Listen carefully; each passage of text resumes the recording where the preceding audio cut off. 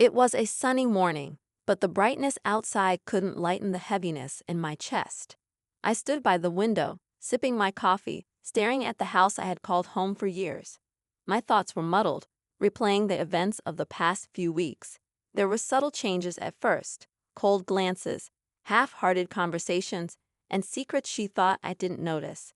But the shock came yesterday when I overheard her talking about her big surprise for his birthday. His birthday, not mine, not ours. I couldn't make sense of it until she confirmed my worst fears in that one careless statement. She was giving away my house. Not selling, not discussing, just giving it away to him. The man I'd unknowingly shared my life with in ways I never imagined. Her voice was filled with excitement as she spoke about her plans, her betrayal wrapped in ribbons of celebration. The walls of my own home, which once felt like a fortress, now seemed like a prison closing in. Memories of laughter, love, and trust played in my mind like a cruel joke. I felt like a guest in my own life, an outsider in what was supposed to be my sanctuary. But I wasn't going to confront her. No, that would be too easy. I had a different plan, something quiet, something unforgettable. As I sat in the silence of my room that night, I stared at the box on my dresser. Inside were our wedding rings, symbols of promises now broken, of love now lost. Today, on his birthday, while they celebrated their audacity, I'd make my move. I'd leave them a gift of my own, something they'd never see coming. As the sun rose higher, my decision solidified. This wasn't just about them anymore. It was about me, reclaiming the dignity they thought they could take away. I looked at the rings one last time before slipping them into my pocket.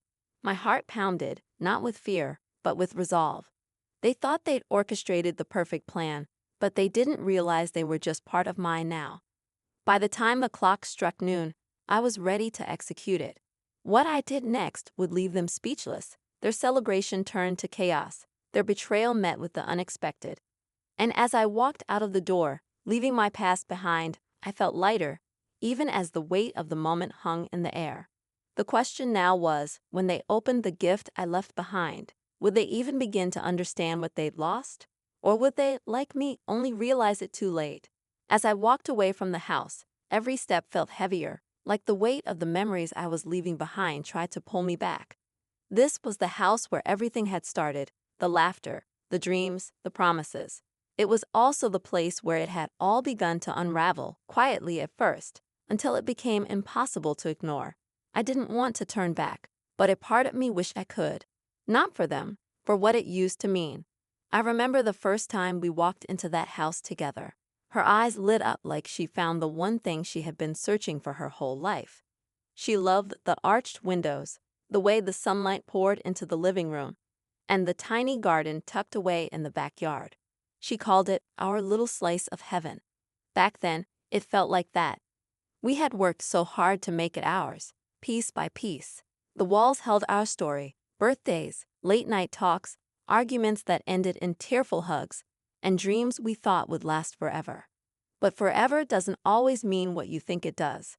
Looking back, I realized the cracks had been forming long before I noticed them. The late nights she couldn't explain, the phone calls she took in hushed tones, and the distance that grew between us like a silent stranger sitting at our table. I told myself it was just a phase, that she was stressed or distracted. I tried harder, did more, hoping to bridge the gap I didn't fully understand. But now, with everything out in the open, I felt foolish. How could I not have seen it? As the wind picked up, I pulled my jacket tighter and slipped my hand into my pocket, feeling the cool metal of the rings. They were heavier than I remembered, their weight a reminder of promises that had turned to dust. I thought about her face when she'd find them, the shock that would ripple through her perfect little plan. Would she understand the meaning behind it? Would he? Or would they shrug it off, thinking it was just a dramatic exit from someone who didn't matter anymore? The truth is, I wasn't leaving because I didn't care. I was leaving because I cared too much for too long, and it had broken me in ways I wasn't sure I could fix. Staying would mean pretending, forcing myself to live in a world where I was no longer wanted or respected. And if there's one thing I've learned, is that respect is the foundation of love. Without it, everything crumbles. I turned the corner, the house now out of sight, and let my mind wander to him, the man she was willing to give everything to, including my house. I didn't know much about him, and honestly, I didn't want to. He was just a shadow, a figure that had loomed over my life without me realizing it. But now that shadow had a name, a face, and a place in the story that should have been mine. I wondered if he knew about me, about the life I had built with her. Did he feel any guilt? Or was he as shameless as she had become? I doubted he cared. People like him rarely do. They take what they want, leaving destruction in their wake, never stopping to look back at the lives they've upended. But as much as I wanted to blame him, I couldn't ignore her part in this. She wasn't an innocent bystander. She had made her choice, and that choice wasn't me. As I walked further away, the streets grew quieter, the noise of the world dimming like an old record winding down. It gave me space to think, though the thoughts weren't ones I wanted to face. I kept replaying the moment I've overheard her on the phone, her voice filled with excitement as she talked about the surprise. "He'll be so happy," she had said, completely oblivious to the fact that I was standing just down the hall, listening. She never once hesitated, never considered the betrayal woven into her words. That was the moment I knew I couldn't stay. But knowing something and acting on it are two different things. The hardest part wasn't leaving the house. It was leaving the person I thought she was. It was accepting that the woman I had loved no longer existed, replaced by someone I could barely recognize.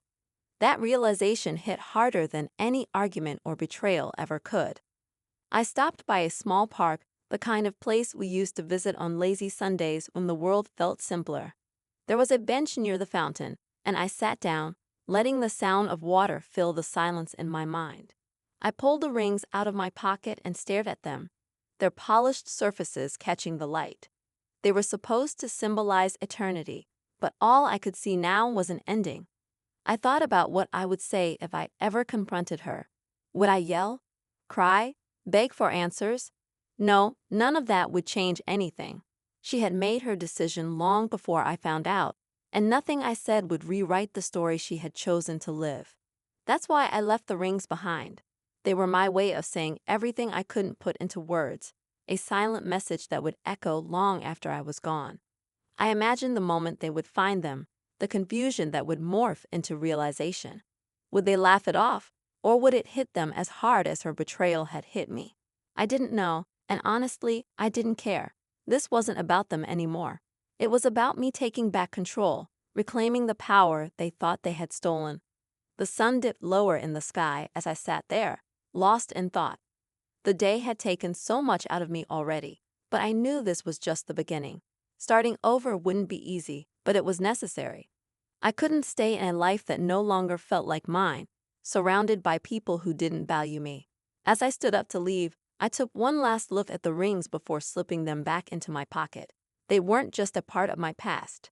They were a reminder of the lessons I had learned. Love, trust, loyalty, these things mattered, but only when they were mutual. Without that, they were just empty promises, as hollow as the space she had left in my heart. I walked away from the park, my steps lighter than before. The road ahead was uncertain, but for the first time in a long time, I felt free. Whatever happened next, it would be on my terms. And that, I realized, was the greatest gift I could give myself.